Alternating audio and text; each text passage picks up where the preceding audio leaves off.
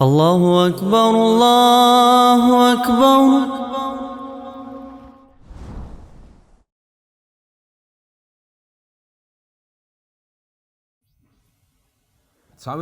Он сделал наставление, сказав: «Не будь рабом Аллаха прилюдно, будучи его врагом в уединении». Видел ли ты кого-либо, чтобы кто-то выбрасывал драгоценные камни? Ты не видел этого. Также не трать свое дыхание понапрасну. И как же не будет проклятия Аллаха на том, кто не чтит святых? Как не будет ему бед от Аллаха? Ему будет проклятие и беды от Аллаха. Тот, кто приносит тебе пользу, ведет тебя к любви к Аллаху, кто усиливает твою веру и убирает из тебя недостатки, не отпускай его.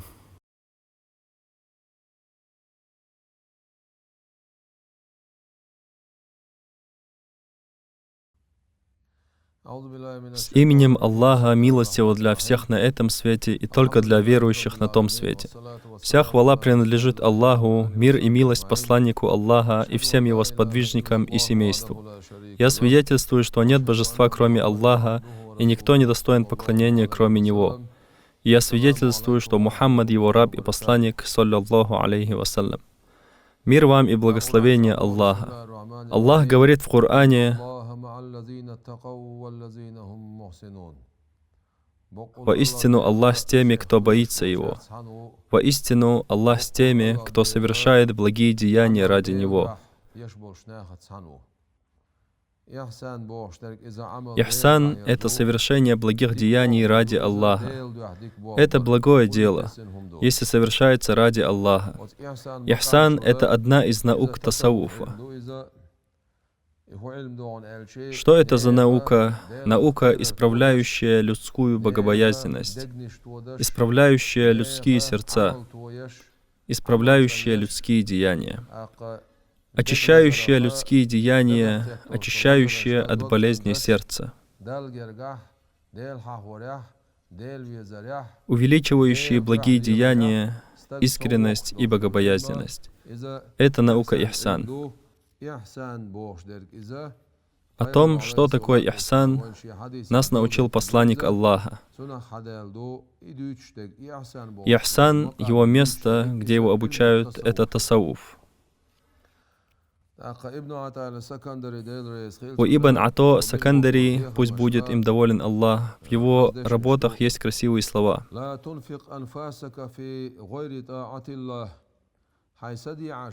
«Не трать свои вздохи, оставив поклонение Аллаху, совершая запрещенные деяния. Не трать свое дыхание, оставив поклонение Аллаху, совершая запрещенные деяния. Не трать свое дыхание, то есть совершай вдохи и выдохи на пути Аллаха, совершая благие деяния ради Аллаха.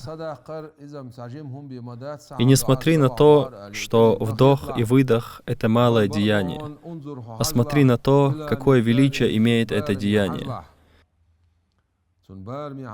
Ведь каждый твой вдох и выдох записывается». И говорит Абдуллах аш-Ша'рани, пусть будет доволен им Аллах, что в течение суток он говорил Аллах 24 тысячи раз. И сказано, что люди совершают в сутки около 24 тысяч вдохов и выдохов. И кто восхвалял Аллаха за то благо, которое Он даровал ему, тот подобен тому, кто говорил Аллах при каждом вдохе и выдохе. Поэтому смотри на значимость своих вдохов, ведь Аллах не даст тебе лишних вдохов.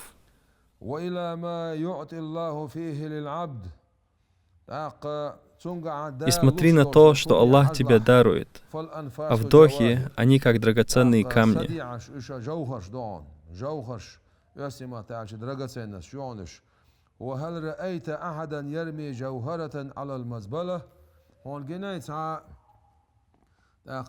Разве ты видел, чтобы кто-нибудь выбрасывал драгоценные камни? Ты не видел этого. Так не трать же свои вдохи понапрасну.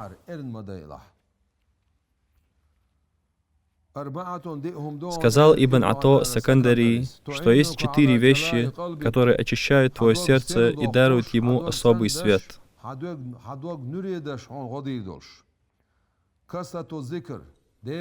Частое поминание Аллаха,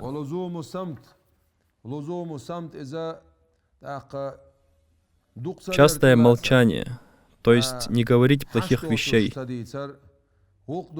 или того, что тебя не касается, а говорить лишь благое.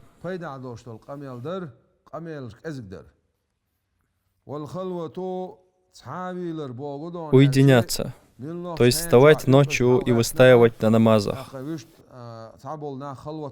То есть, если кто-то спросит, как я могу уединяться, то перед рассветом, пока все спят, в это время встань, совершай благие деяния, совершай тахаджуд намазы, читай дуа, читай Коран и больше восхваляй Аллаха.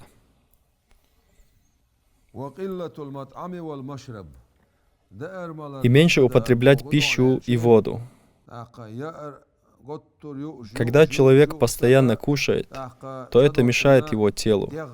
Тело наполняется и тяжелеет. Также это мешает сердцу. Тот, кто постоянно кушает, то очень мало поминает Аллаха. Поэтому это значит, что смотри на то, что и сколько ты кушаешь.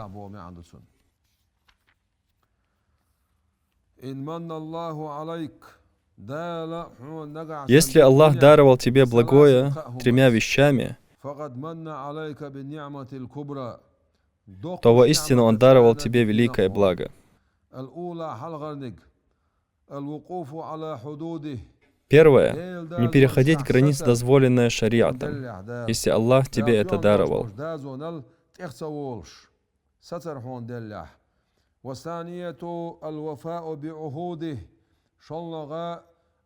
Второе, если ты выполняешь свои обещания, то есть если ты выполняешь то, что должен согласно религии,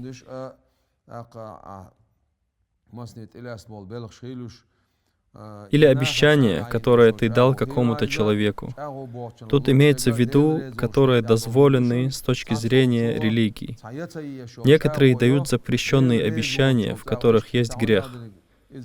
Например, кто-то говорит, что я ему сделаю то-то и то-то, сделаю какой-то вред, то такие обещания сунна нарушать.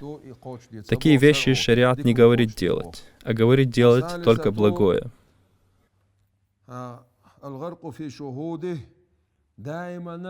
Третье — постоянно помнить о том, что Аллах тебя видит, где бы ты ни находился.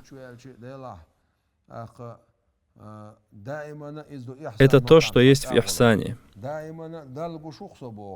Если у тебя постоянно будет мысль о том, что Аллах тебя видит, то ты не совершишь плохого или запрещенного.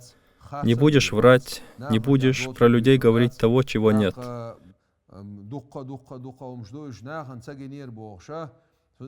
Поэтому пророк Хидр сказал, когда его увидел один юноша и спросил, почему он его видит, он сказал: «Ты видишь меня потому, что хорошо относишься к своей матери». И когда юноша попросил совет у Хидра, Хидр сказал ему: «Не будь рабом Аллаха при людях, будучи врагом Аллаха в уединении».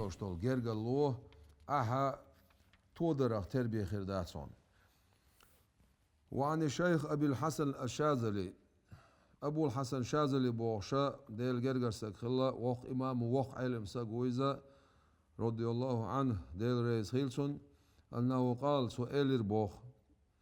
Абуль Хасан аш-Шазили сказал, что ему сказали: «О Али, очисти свое одеяние от грязи.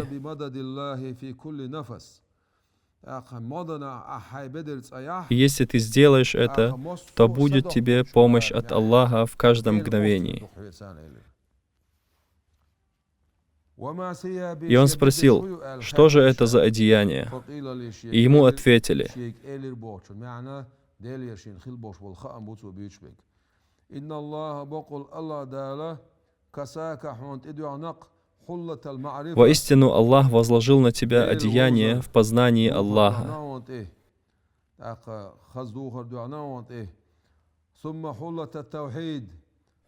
затем одеяние в единобожие, то есть не поклоняться никому наряду с Аллахом,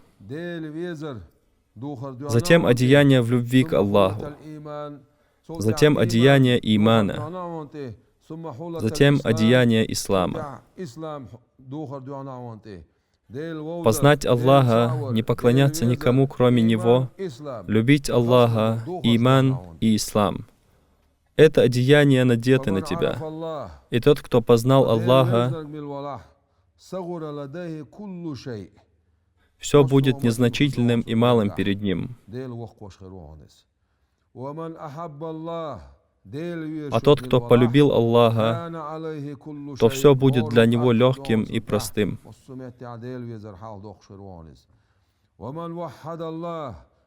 А тот, кто не предает Ему соучастника, тот не будет поклоняться никому, кроме Него. Тот, кто уверовал в Аллаха, он будет надежен и в остальном. А тот, кто будет покорным Аллаху, тот не будет совершать запрещенного. А если совершит запрещенное, то он непременно совершит покаяние.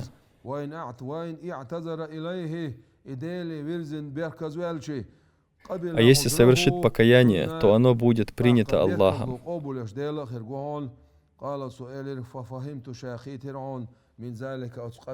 И далее он сказал: «Я понял из этих слов аят Корана, в котором говорится: „И очисти свое одеяние“».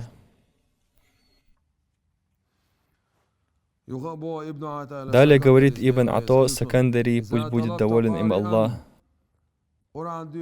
если ты будешь искать людей, которые знают Коран, то ты найдешь их большое количество. И если будешь искать врача, то также много найдешь. И если ты будешь искать людей, понимающих религию, то ты также их найдешь в большом количестве. А если ты будешь искать тех, кто наставит тебя на истинный путь, которые будут исправлять твои недостатки, то не найдешь ты, кроме как небольшого количества. Если же встретишь такого, то схвати его двумя руками и не отпускай.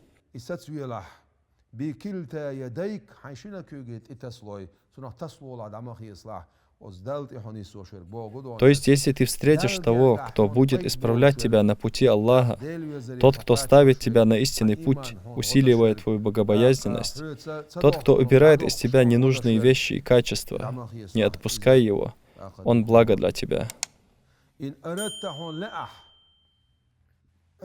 Если ты хочешь, чтобы Аллах тебе всегда помогал,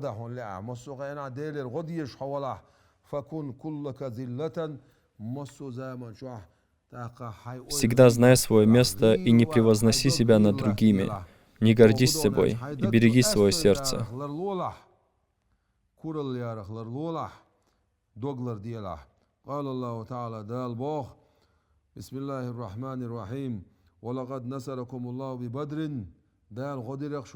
Сказал Аллах в Коране, что Он помог пророку и его сподвижникам в битве при Бадре, тогда как они были слабы. То есть вас было мало, и ваши сердца были слабы, поэтому Аллах прислал вам на помощь 5000 ангелов. Если ты всегда хочешь помощи от Аллаха, то сохраняй свое сердце от гордыни. Контролируй свое сердце. Даже если весь этот мир принадлежит тебе, то тебе это не навредит, если ты только контролируешь свое сердце.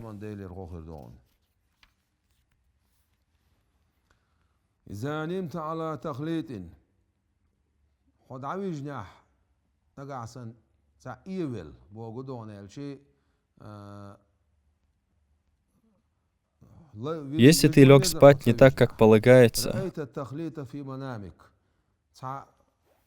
то ты увидишь во сне неприятные вещи.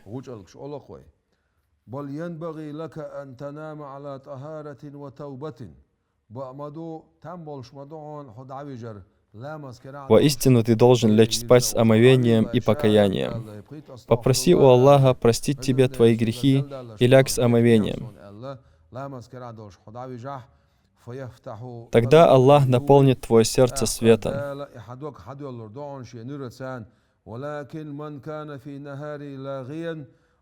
Тот, кто был грешником днем, не думая об Аллахе,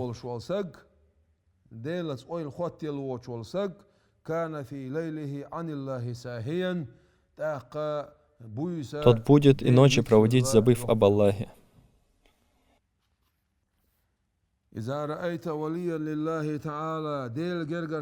Если ты увидишь святого,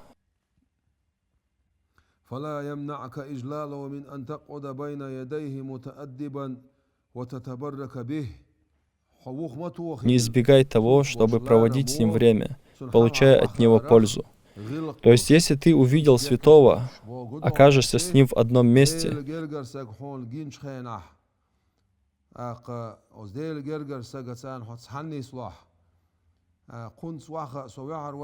не думай о том, что тебе неудобно будет сесть рядом с ним. С культурой сядь рядом с ним и получай пользу. Получай пользу и баракят от него. И знай, что небеса и земли, подобно тому, как дети Адама проявляют уважение к святым, также небеса и земли проявляют почтение к святым.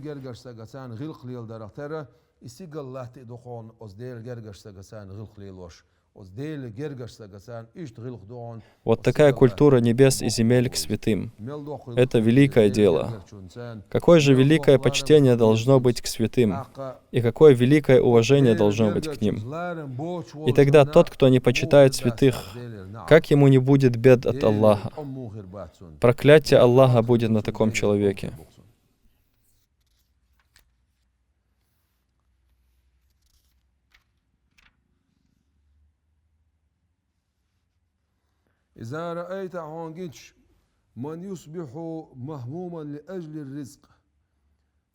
Если ты увидел, кто постоянно беспокоится за свое финансовое положение, то знай, что он далек от Аллаха. Он не имеет в виду не переживать, откуда придет достаток. Он имеет в виду, забыв об Аллахе, забыв о том, что пропитание дарует Аллах, засыпает и просыпается в таком положении. Он говорит о тех, кто обманулся этой жизнью и гонится за ней.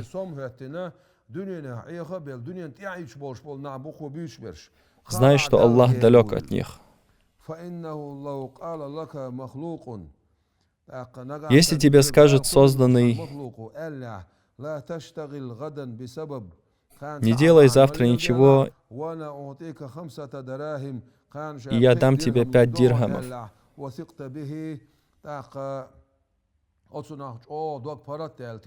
то ты ляжешь спать со спокойной душой, то ты поверил бы такому человеку и был бы спокоен, тогда как он нищий раб, который сам нуждается в пропитании от Аллаха. И недостаточно ли тебе тогда Аллаха, который не нуждается ни в ком и ни в чем?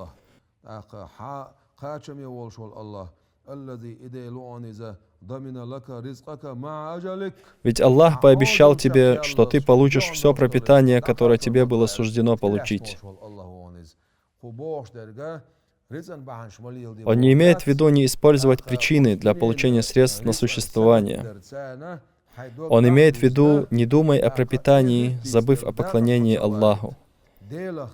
Поставь на первую очередь веру в Аллаха и упование на Него. То, что суждено, придет к тебе, а ты используй причины для получения этого. И это обязанность мусульманина.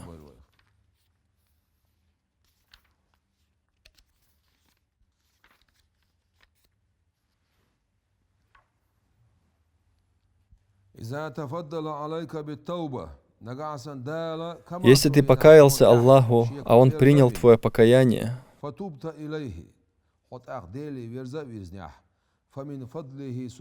то из благ, которые Аллах тебе даровал, это то, что ты покаялся. Если ты попросил прощения у Аллаха, то это милость для тебя от Аллаха. То, что ты задумался о покаянии и покаялся, это милость от Аллаха.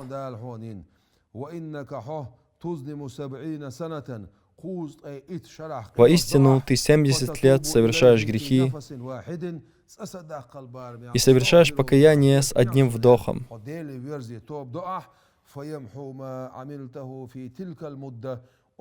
И Аллах прощает тебе все, что ты совершал эти 70 лет.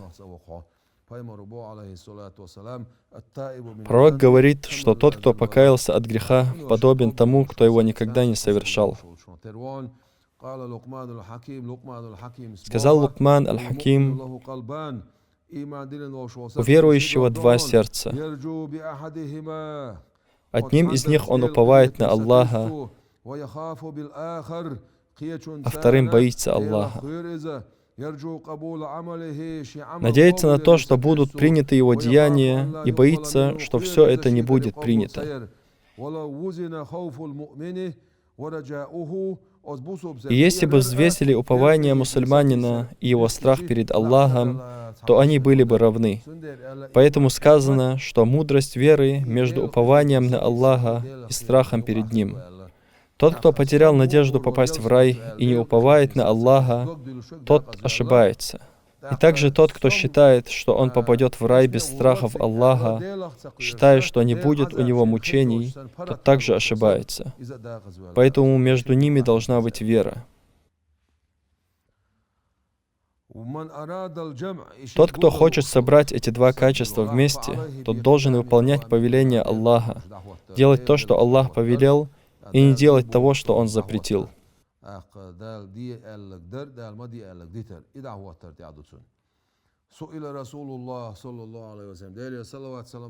Был спрошен пророк,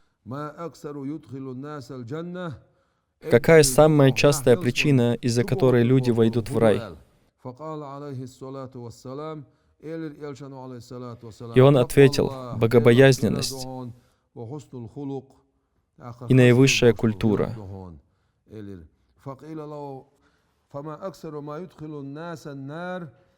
И тогда его спросили: а какая самая частая причина попадания в ад?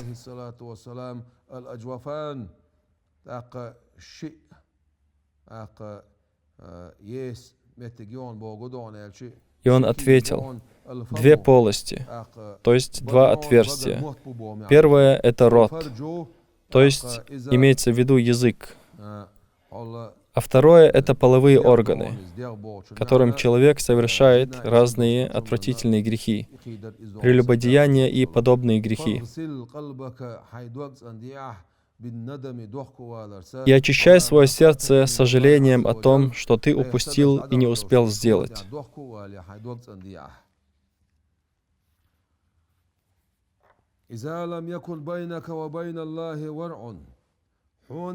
Если не будет между тобой и Аллахом набожности, то есть если ты не переживаешь ради Аллаха, что попадешь в какой-либо грех,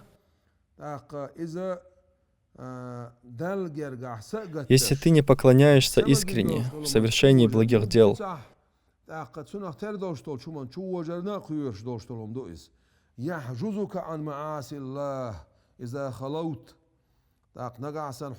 оставаясь наедине,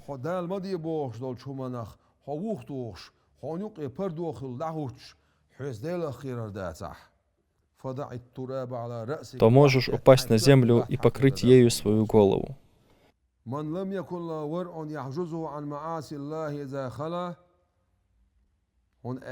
Потому что в отношении этого пришли слова, что если не будет между тобой и Аллахом набожности, если не переживаешь ради Аллаха, что попадешь в какой-либо грех, если ты не поклоняешься искренне в совершении благих дел, оставаясь наедине, то не будет принято от тебя благих дел.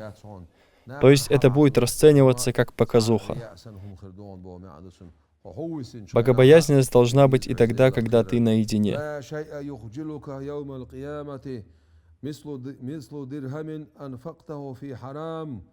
В судный день одно из самых больших дел, которое заставит тебя стесняться, это использование имущества в том, что Аллах запретил.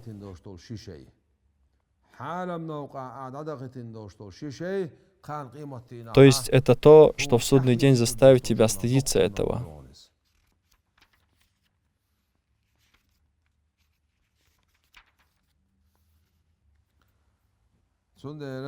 Поэтому время, которое мы проводим на земле, мы должны проводить с богобоязненностью. Сегодня то, что больше всего унижает человека, это его язык.